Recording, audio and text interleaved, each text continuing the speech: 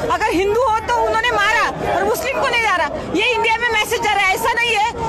मुस्लिम Kashmiri driver ने गैर मुस्लिम पर्यटक से कहा कि हम हमारी जान दे देंगे, आपको कुछ नहीं हो देंगे। बता दें कि पहलगाम में आतंकी हमले के बाद जो मैसेज जा रहा है कि धर्म पूछ कर मारा गया है, उसी को लेकर ये गैर मुस्लिम महिला क्या कह रही है, जरा आप भी सुनिए। ये मैसेज भी जाना चाहिए कि जो लोग बोले कि उन्होंने पूछा पहले कि आप हिंदू हो क्या, अगर हिंदू हो तो उन्होंने मारा और मुस्लिम को नहीं जा रहा। ये इंडिया में मैसेज जा रहा है, ऐसा नहीं है। मैं सुबह से कश्मीर में घूम रही हूँ, मैं एक हिंदू हूँ, लेकिन मुस्लिम भाई हमारे कंधों से कंधे मिला के हमारे साथ खड़े हैं और उनको ना हिंदू से खतरा हो रहा है, ना हम लोगों को मुस्लिम से खतरा हो रहा है। ये सब उन लोगों को करना है और हमको भारतीय होने के नाते ये सब उनका जो इच्छा है कि यहाँ पे कश्मीर में लोग नहीं आना चाहिए, वो बताना चाहिए कि हर कश्मीरी, वो हिंदू हो या मुस्लिम हो, वो पर्यटकों के साथ है।